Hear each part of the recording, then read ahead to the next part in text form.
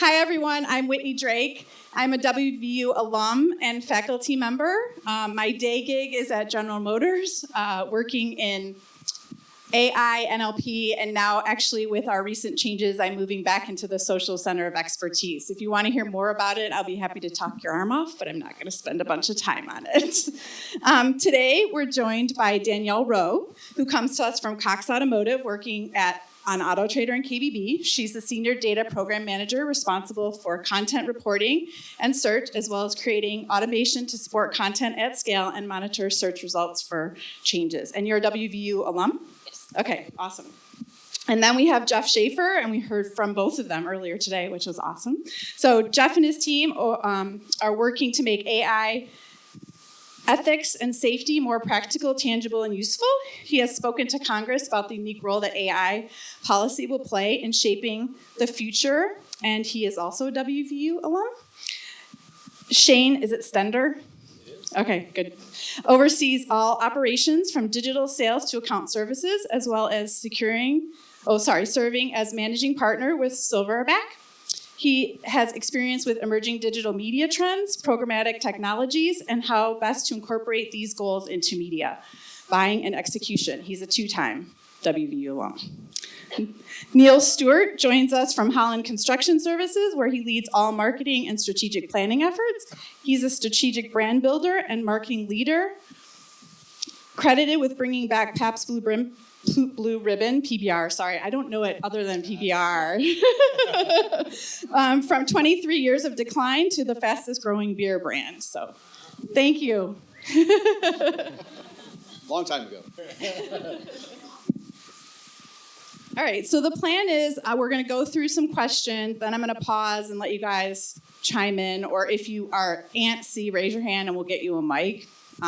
Sometimes we cover your questions, sometimes we don't, but we want you to interact and engage. And since we don't have a timing that we have to hit, let her rip. Other than finishing on time. I should make sure they know I know we need to finish on time. All right. I mean, I'm up for it. All right, over the last few days, we've heard about the tremendous changes within the marketing communications world. Dan kicked off Integrate 23 with quit marketing, start creating experiences. So besides experiences, what trends do you see emerging? And I'm just gonna, Geoff, why don't you start this one and then we'll go down the row. Is that working? That is working. I think, so I'm the least qualified on this panel to speak to this one, but I think, and I missed the opening, but that seems to resonate. I think I'll just speak from the vantage point of working with government clients. I think experiences is a pretty big thing. They certainly don't want to be sold to. I think they know who Booz is. They can sometimes roll their eyes when we walk through the door and try to pitch them on things. And so show and tell, for lack of a better word, has proven to be a pretty big hit. We have a new studio called the Helix in our innovation center. Well, it was our innovation center. Now it's our Helix in our 901 office right around the corner from the White House. Spent $100 million on it. It's for the entire purpose of creating experiences for our clients. You know, coming in, touching, feeling, experiencing how AI works, how we have the Boston Dynamics robotics dog in there, and a whole bunch of other demos. In an immersive, I think it's like a 270-degree gigantic screen that you stand in the center of and experience basically videos of how interconnected systems work, from cybersecurity to AI-driven warfare and everything in between. And the whole point, again, is so you can put yourself in the position of understanding what this would look like in reality. And it's made a huge difference. It hasn't been open that long, but the demand for folks to come in, see the space, see the demos is blowing up. We're already booked through June and half the rest of the summer, and we're just getting started. So again, least qualified to answer that question on the panel, but from my small vantage point, that very much resonates with us. Whoever wants to go next. I can. So I think this is something that to combat, right, instead of just saying AI, right, to combat that, I feel like the focus for marketers needs to be authenticity. So being like having a voice, right? What is your voice, and making it known, because ChatGPT doesn't have a voice, right? Like AI doesn't have a voice. It just knows what it's fed. So create that voice, if it's through a series of prompts, whatever. But like have that voice that you know, and like tying it back to some of the things that we've seen like today, even is user personas. Like if you know who your user is, you can build a voice for them, right? And then like use that to talk authentically to them.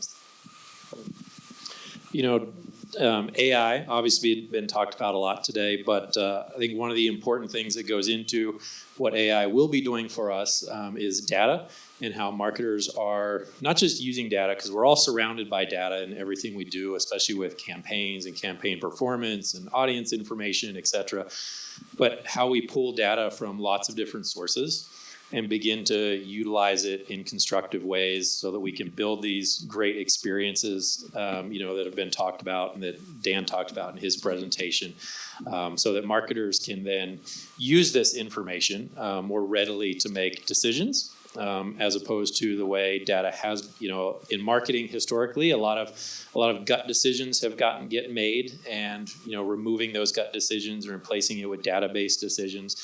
But then using that data and actually using the data in constructive ways, because it comes at us in so many different sources and so many different formats, you know, and how do we pull data from the social media side of things, and how do we pull data from the programmatic side of things, and the offline experiences of in-store and showrooms and stuff like that. So how do we pull all that information together to create, you know, the future of marketing campaigns? And I think that's going to be a really important part for marketers to work on. It's a little more technical, I think, than you know, on the creative side, but it's a very important piece that will help us get creative and get experiences that people want. So my point is big ideas. And when I say big ideas, I mean ginormous ideas. And so a quick story, I actually just recently changed jobs, got back into the consumer packaged goods space with a company called Dano's Seasoning, which I have samples. I've been carrying around these boxes for 3 days, meaning to pass these out. So please see me for samples. But I started this job like 3 weeks ago, and I sat in on a social media team meeting, and I started looking at the numbers of views that our TikTok and Instagram videos are getting, and it's massive. And this is a brand that was built on social media. It was built by a guy who was selling seasoning at farmers markets and flea markets, and started making TikTok videos and started getting millions of views. And so I was just really taken aback by that, having never seen metrics like that before. And it reminded me of a brand that I think is doing this better than anyone right now, which I'm sure this name has been bandied around over the last 3 days, but Liquid Death has been doing this and just launching these big, massive ideas. And their strategy is to break the internet with everything that they do. And so I just find that phrase really inspiring, that if you're going to do something, then do it big and break the internet, rather than getting distracted by all these little things that kind of like seep into our daily activities. Like, try to get rid of those. Fewer, bigger, better, and break the internet. It's better for the environment too, right? Great, thank you. So this ties great into our next one, which is there's a lot of jargon used within marketing: DE&I, consumer expectations, global economics, changing workforce, and of course AI, which we've all heard a lot about lately. We know these outside influences change our strategy. So what outside or even inside elements do you see having the biggest impact on the future of marketing, where you sit now from your perspective?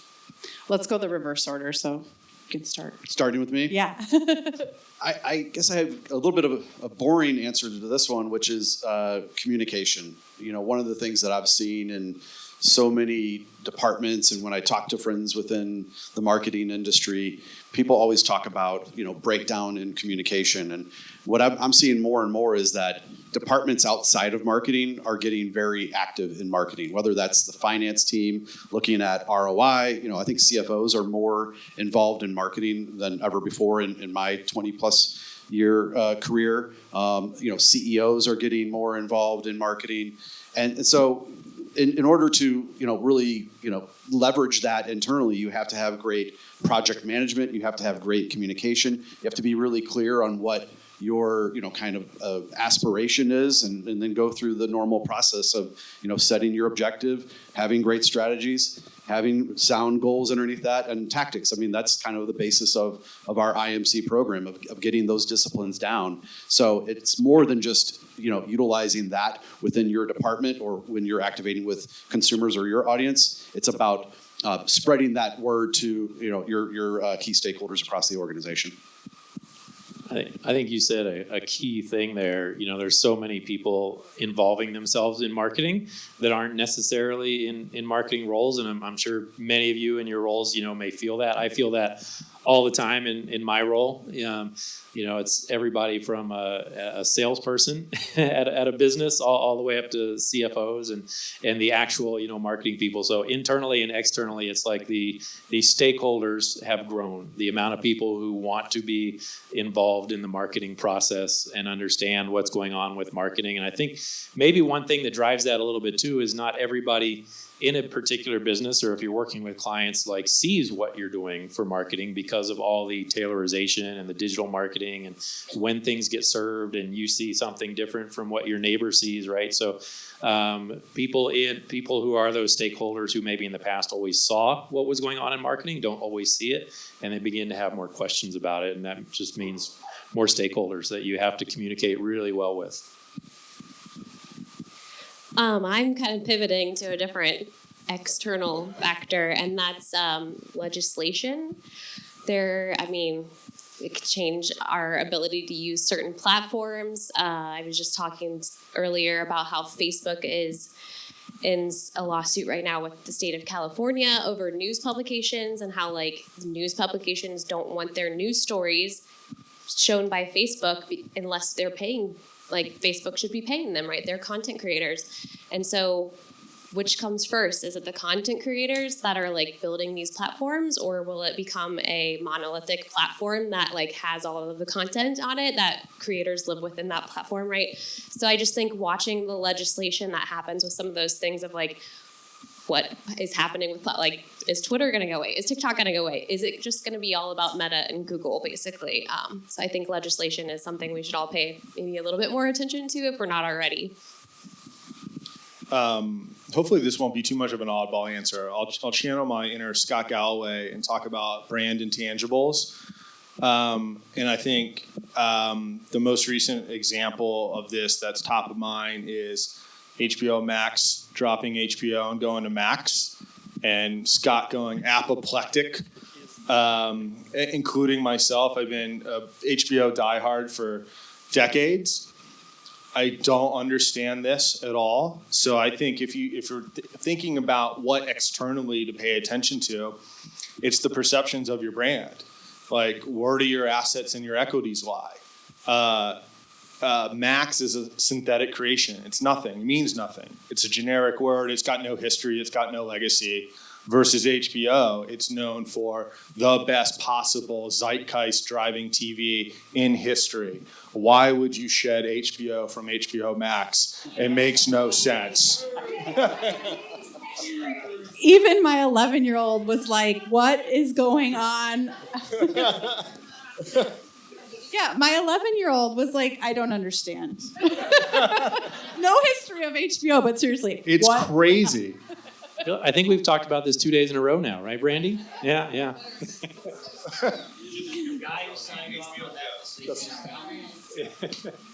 I hope so. I was at Ford when we went through the change the name from Taurus to 500. Worst decision ever. Ridiculous. Anyways, I'm gonna ad hoc question coming off this last one, so bear with me. But you guys talked about outside and inside influences. When you are trying to work through stakeholders or legislation or name changes, how do you get the best people at the table to help you make those decisions and then fend off, I'm just going to use that word because that's what we do, the other people who think they have a part of that decision-making process? So give us a couple of hints on how you work through that. I'll jump in and go first on that, I guess. Fending off, man, that is a tough one. It is not easy to do because a lot of times when you try to fend off, you can offend. And when you offend, you can alienate, and then all of a sudden you've created somebody who's anti your services or anti your plan. I think one of the things that I've always felt as a good strategy is what I call the planting the seed strategy. You really have to plant the seed of the idea, plant the seed of the concept, plant the seed of the product, right? And whether this is taking on a new technology, or whether this is a creative idea, or an ad execution plan, you start planting that seed over time with a plan in your mind, that, hey, this is going to take a month, this is going to take 2 months, this is going to take 6 months, to foster this idea, to where it then becomes the other person's idea.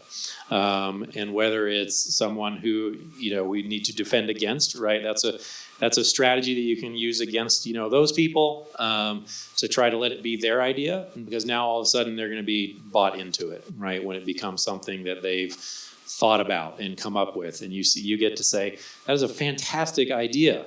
I wish you were on my team. So I can add, basically that, like, come up with your plan, maybe create your small group, and get together and think about it before you take it to probably executive leadership is probably that, like, who you need to fend off maybe, or to get on your side. So yeah, create that idea, put together a solid plan before you extend it to either that team or that person that you feel like might be aggressive about it maybe. I think for me, there's two things that, for how to get the right people in the room. I think I want to work with, the most transformational thinkers possible, but with zero ego.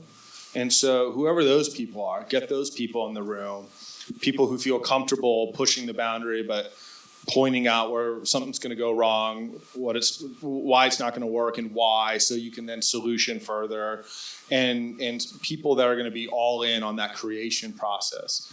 I think second answer is, we've all probably worked for companies where management and execution can be a lot of design by committee.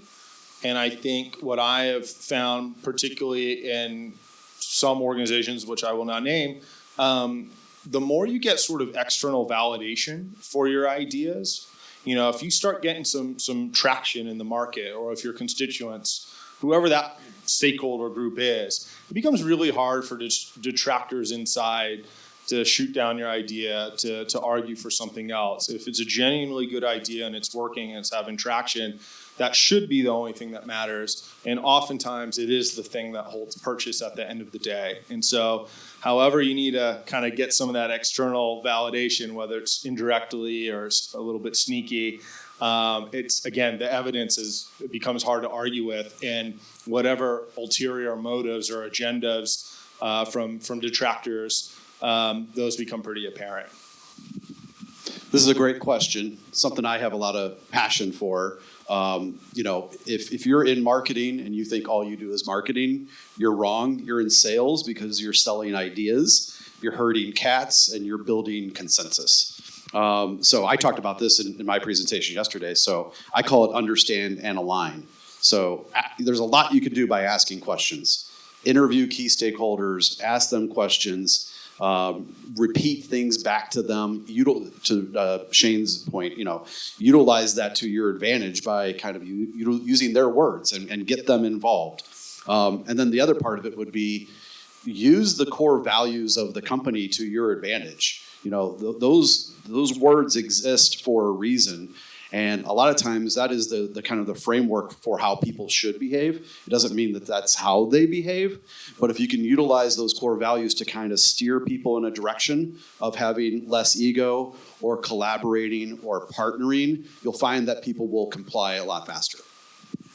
Awesome. I would just add one thing that we've done also is the end goal in mind. Who are the ultimate people who have to sign off to pay the bills? And then what smaller teams do you have to get there, right? Because if they don't line up, you're going to fail at the end, right? But it all ties into exactly what you all said. So, all right, next one is, can you share a few skills marketers need to stay on top of these changes? So how do you all keep fresh, know what's going on, know how to tackle the next thing, and kind of decipher, because there's a lot, right? How do you figure it out? You can pick who starts this time. I'll go first because I'm not the marketer here, but so much of my job is marketing.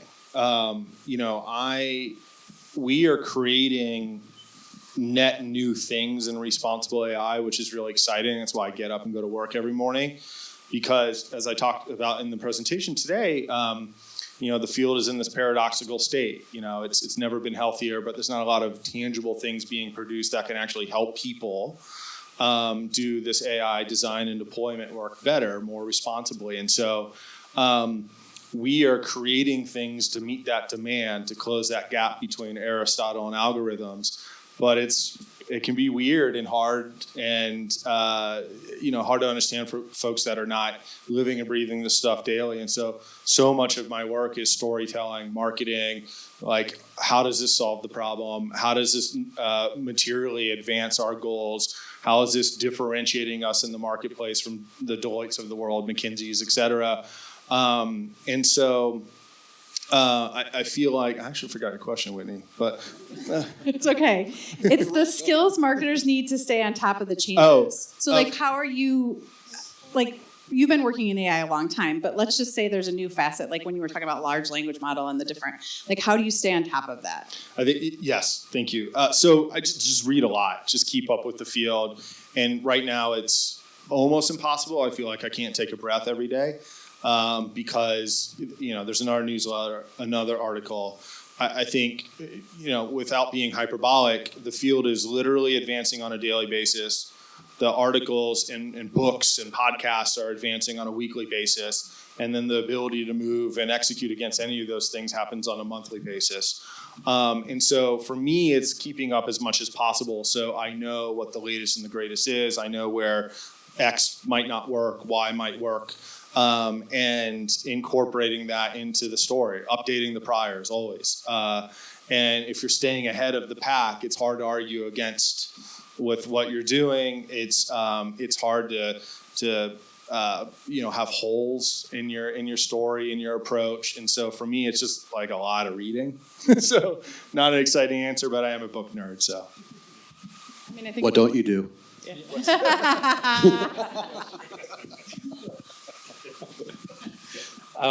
I would add to that, it is hard, whether it's just AI or whether it's everything else that you pile on top of AI with technology systems that are out there and data and everything else like in our worlds.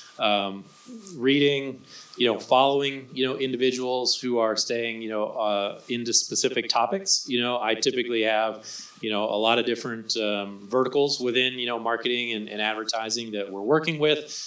So I have specific kind of individuals and businesses and news sources, within each of those. So that kind of helps me categorize, instead of just looking everywhere, I'm looking at, 5, 6, 7 sources per place. I think that's, really beneficial for me. Another thing on the learning, this what we're doing right here.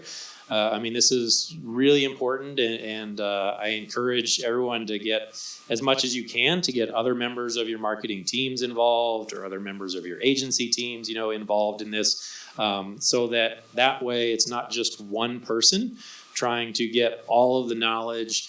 And, especially if you're in a mid-size or small size or a boutique, type of firm, you can't be just one central source of truth. You need everybody to kind of be up on everything a little bit so that you can all raise each other up.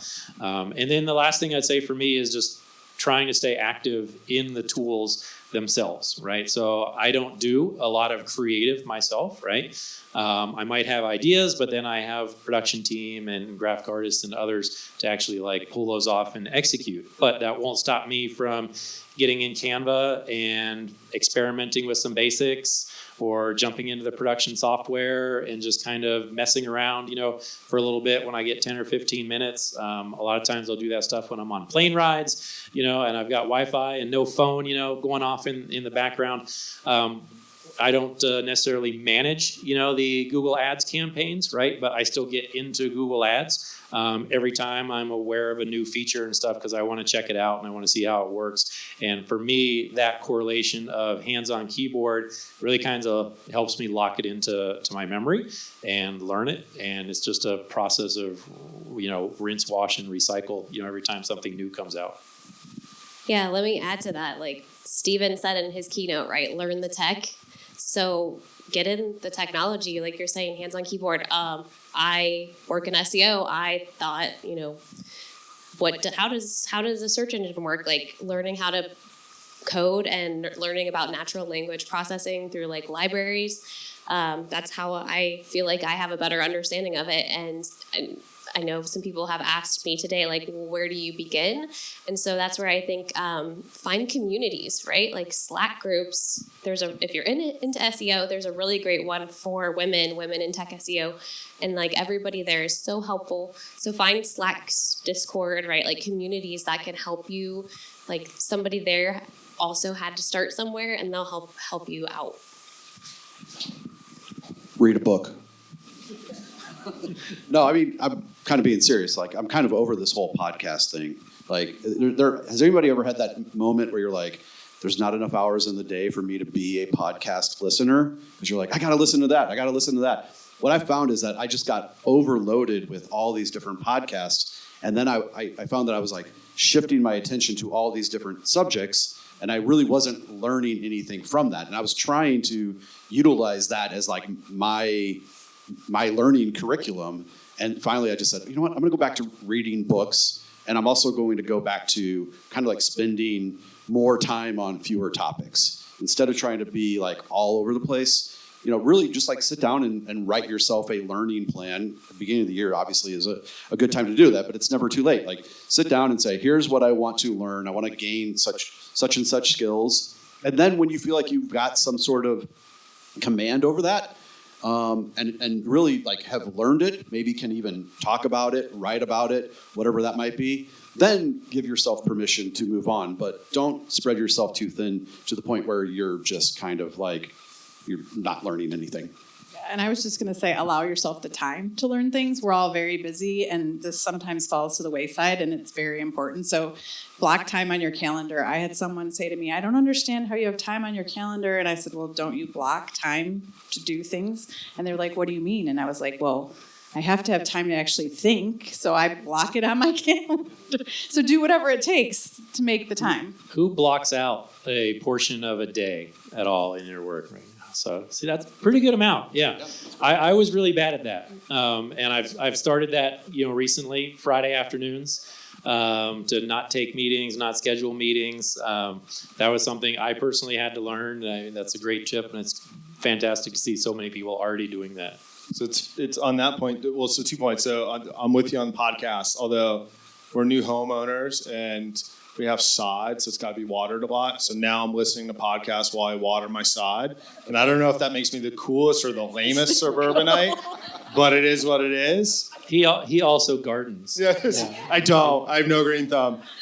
But to your point about blocking time off, I actually do it on Mondays because so Mondays is reading, writing, and learning time, basically the whole day. And it's hard to do it. But if I don't do that, I feel like I am behind for literally the rest of the week, and it's a miserable week. But if I do it, I feel like, all right, I'm up on the latest newsletters. I'm up on what happened last week at a minimum. I now know how to go into meetings and talk about the right things. It's the other reason I go in super early or get up super early, because if I block it and then it gets written over, at least I still have that morning time when no one's really working yet. So you just got to find ways to work around it, I think. But all right, do we have any audience questions? I want to take a break before we move on. I know you guys have questions. You've been super interactive so far. I'm a PhD student in mass communication from Ohio University, and I come from Vietnam. And I have a question for AI in the society and the civic society. When we are sitting here, we're talking about what 1,000 of jobs will be disappear in the future, and we create new risk and also opportunity for work in work. But I hear just take for you guys take for granted that because the government have to do something, and it's transparency, and the people have the right to know what the government is doing. But from the other side of the world, and it's like in Vietnam or in China, so the people have no right to know what the government is doing. And so AI is a kind of this very strategic tool for in business as well, but of course for the government, especially if they do it using it in a harmful way and to rule people. And you know about the social credit system in China. That's a big thing. And also in Vietnam, the government is using this tool and trying to rule people. And so in a big picture that everything we do every day, people do every day, the book we read, and the food we eat, what kind of data government know. And so they use that one in a harmful way. So from my question is, because you are AI professional and strategic, so what should we as a citizen in this scenario, what should we do? Small question. It's a good intro. Good. I don't disagree with anything you said, but I actually look at it a little bit differently, particularly when it comes to China. I come from Intel and policy, and so I look at that and I apply a pretty classic poli-sci lens. And so I think with China and Xi Jinping in particular, like we have very classic authoritarian dictatorial dynamics at play. And I think if we focus on that, everything is derivative of that. And so if it, and maybe this is slightly cynical, but I think it's, the realist in me, Xi Jinping wants to stay in power. And so everything he's going to do is going to be to that end. I think AI has been a tool to that end, will continue to be a tool to that end. But it's interesting, and again, I'm speaking just on China here, but it's interesting because he's undercutting. He's in a paradoxical power position where he needs those things to maintain control over his country. You mentioned the social credit system, agreed. But the people building and maintaining and advancing those social credit systems and other related technologies are the big tech executives who he is undercutting because they are becoming, if not already as powerful, and in some ways more powerful than him. And so he can't have that. And so I think if we look at the future of AI's development and use or curtailment in those countries, we have to look first at the power dynamics and the classic poli-sci, frameworks to see what they might do or do not with these technologies. It certainly isn't going to get more free anytime soon, but I think looking at AI directly, we might miss the broader dynamics at play, which could probably tell us more about how this will unfold. Any other questions? I'll meet you in the middle. On the topic of inspiration and staying fresh, I heard one of you drop the name Scott Galloway. Are there any other people that you follow that you would recommend the crowd read this book or follow this person that would be interesting? I think Rick Rubin's book, The Creative Act, is a must-read. It's the first book I've ever read where I'm like halfway through it, and I'm like, I'm going to end this book, and then I'm going to start it over again. Because it's like, it requires so much deep thought, and I just think it applies to our lives in a multitude of ways. So, highly recommend that one. I'll kind of deviate or pivot a little bit from as far as instead of specific individual, places like Search Engine Land, Search Engine Journal. If you're not familiar with those types of resources, check those out and put them on your, must follow.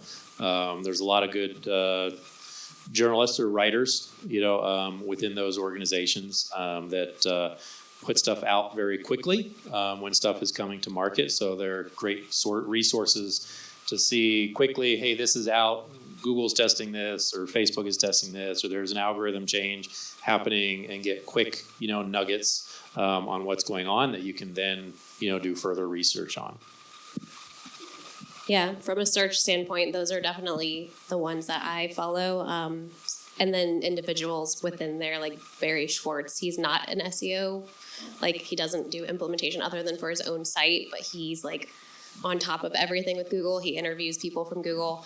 And then also, like, if, again, from a search standpoint, right, Google themselves, like, they have a lot of newsletters. Sometimes they're super promotional. Like, one came out and it was so clickbait, like, title. It was like, oh, what marketers think about AI? And it was all about Performance Max, like AI. Like, oh man, what? No, that's not what I wanted. But yeah, watch for that. But like, if there are like from the SEO world, there are developer relations types folks that that work directly with SEOs. They're really nice, and they put out a ton of content, and they do Q&As on YouTube, like live Q&As. They're awesome. John Mueller, he's in Switzerland, and Martin Split, and why can't I think of the other? Method is his Twitter handle, but I can't think of his name. But yeah, they're great. So like, look for those kinds of resources, like developer relations, or like a liaison. Like, there's an ads liaison too. Can't remember her name. Do you remember her name? Krista Seiden? No, it's not Krista Seiden. She's analytics stuff. Yeah, just those types of people. So I'm a recent convert to Scott Galloway, but I've been loving the Prof G podcast. For AI specifically, I mentioned Ethan Malik in my presentation. I'll mention him one more time. I think he's a great person for everyone to follow if you want to see how the state of the art is advancing on a daily basis. And he talks about AI being applied to all sorts of domains, from marketing to education. So you'll get a real sense of the field and how it applies to different domains. Jack Clark writes the Import AI newsletter. He's from Anthropic. Might be a little bit more technical, but he does follow or cover policy news and in a little bit more layman's descriptions on the state of AI. But he's at the vanguard of it, so he's another great person, basically hearing it straight from the horse's mouth. And then I read a lot of history. Like, I take inspiration from a history nerd, and I think one belief that I hold pretty strongly is if you don't understand the history and context of something, you don't understand it. And so I love reading history and get a lot of inspiration from all sorts of different topics, from everything from presidential biographies from David McCullough all the way to right now I'm reading the 1,000-year history. What was it? The 1,000-year struggle with technology, power and progress. About how we've tried to manage change through transitions over the years, over the millennia, and so that's been really cool. I was just going to add one thing before I come to you, Nicole. To Neal's point earlier, don't boil the ocean. Figure out the things you need to learn about, and then look for the people and look to see who they're talking about and following, so you can focus on that topic is also super helpful. I'm so glad you added that. I really wanted to see, kind of tweaking the question a little bit, who's your biggest role model, whether that's in life or the marketing industry? And if it's like a professor or something, that's fine too. Like, it doesn't have to be a celebrity at all. So I'm just curious. And why?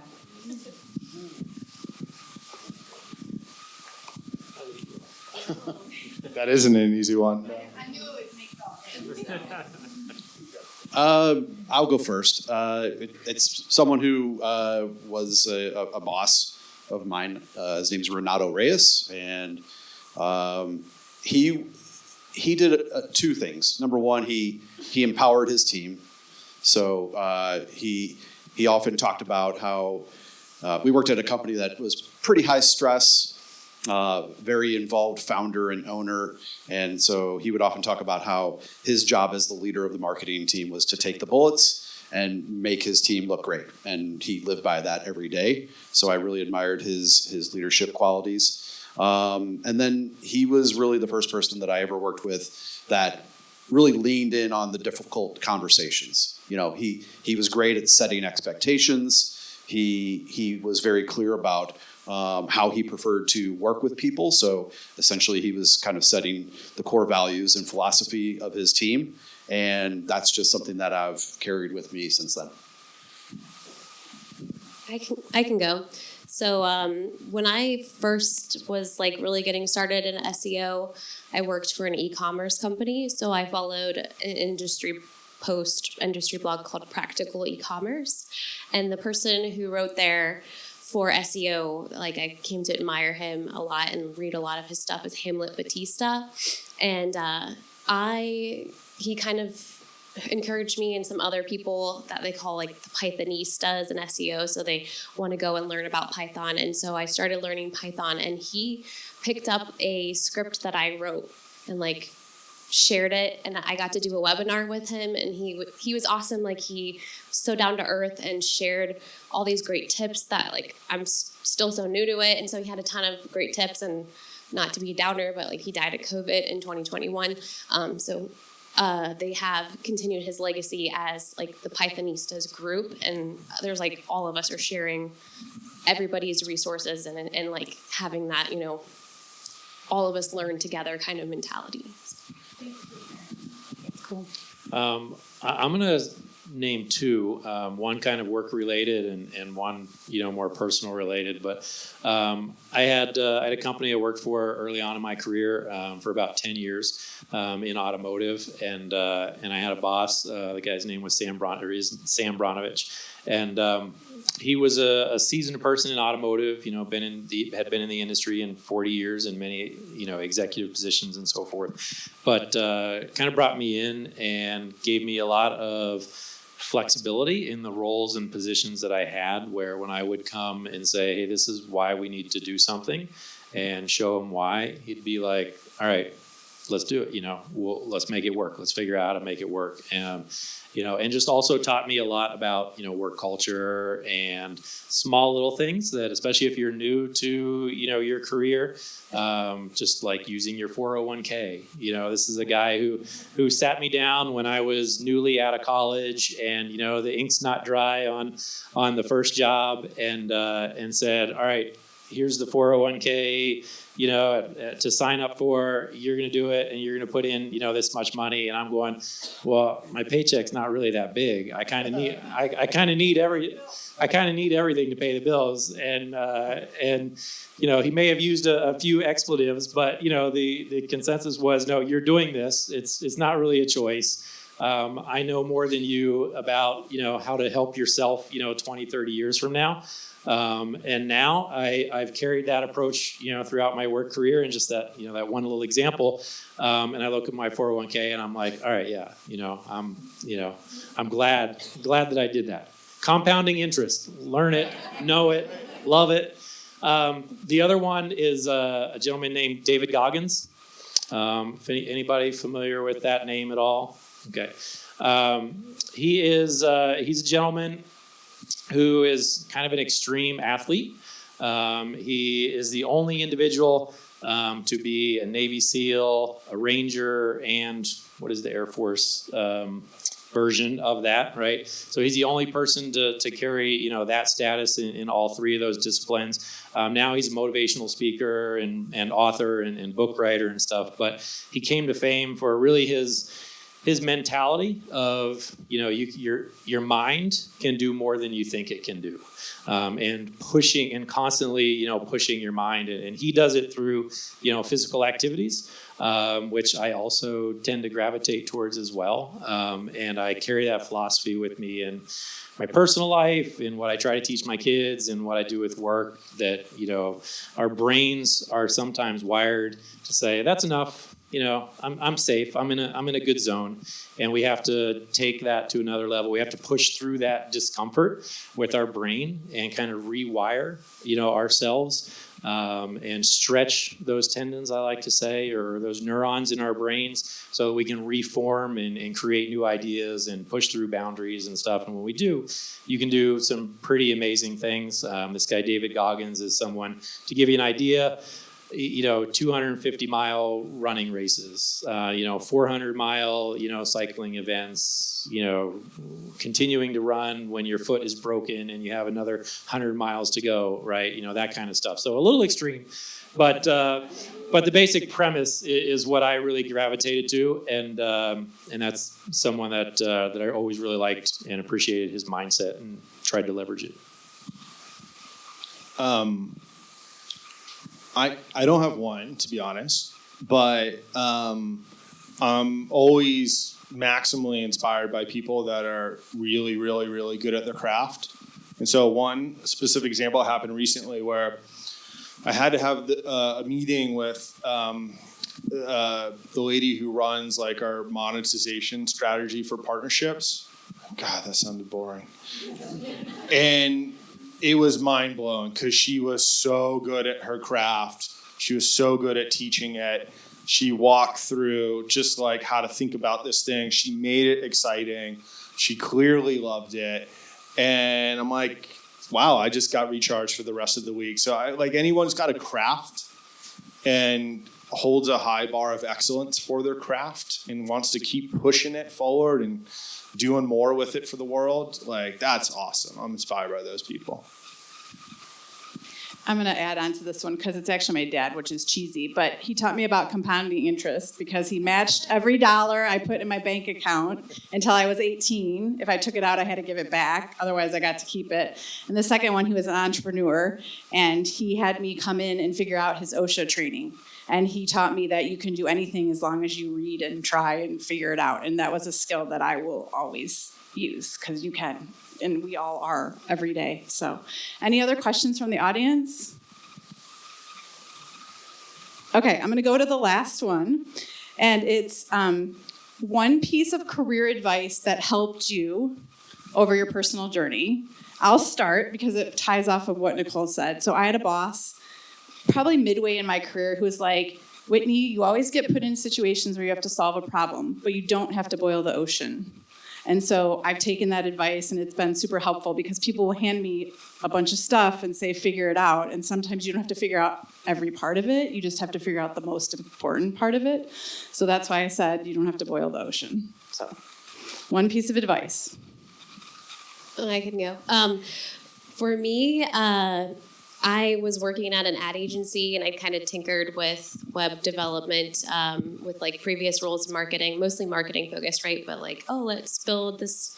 When Facebook had pages that you could put, your page could literally have an HTML page in it. I don't know if people remember that, but I coded one of those for the business I was working on. And so when I moved to this ad agency, the developers were we talk about gaming, and they're like, don't you want to learn? Don't you want to know how a game is built? Don't you want to know how that works? And so they recommended a organization that teaches women to code.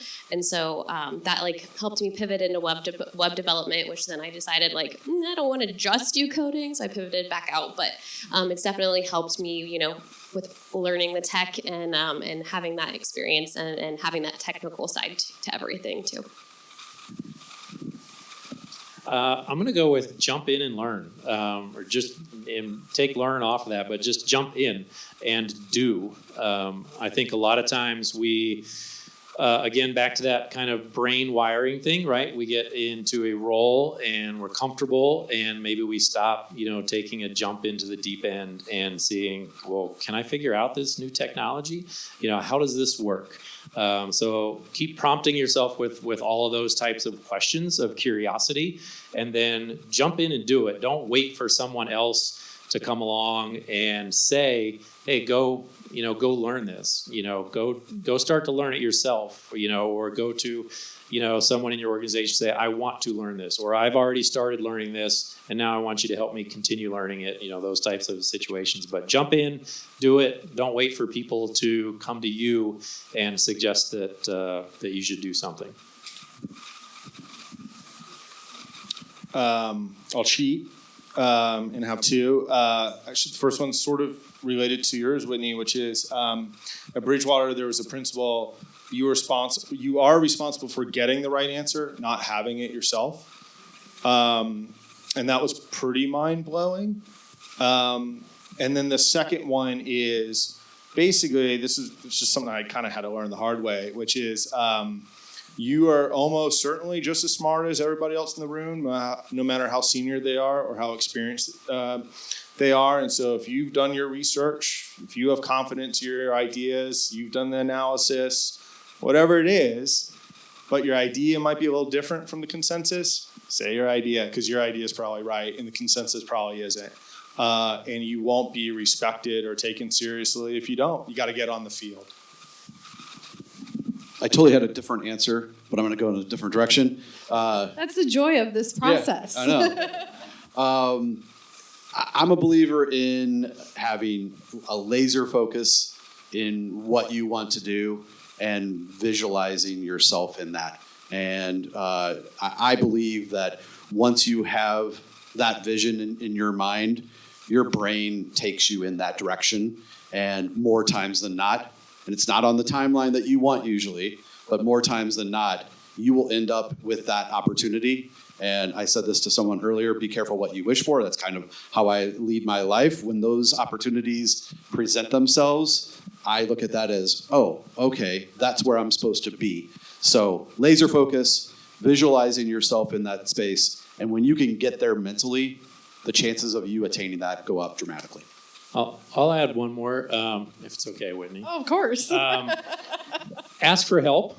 That may sound kind of corny, but and it's not directed at just folks who may be coming out of a undergrad or graduate program and getting a job. Executives, management. I mean, I really don't care what level you're at. Ask for help, and oftentimes I see that it doesn't happen enough. And people, when you don't ask for help, you miss an opportunity to learn. You miss an opportunity to get the right answer. Or to, as you said, have that answer, right? You may not be responsible for coming up with the answer, but you're responsible for having the answer. So ask for help, to get to that point is a big deal. And I don't think it comes easy for everybody in the workplace. But peers, people online, people in your office, there's lots of, you mentioned, Slack groups and things like that. There's lots of areas and places that you can go to and ask for help. And just don't be afraid. Awesome. All right, any last questions?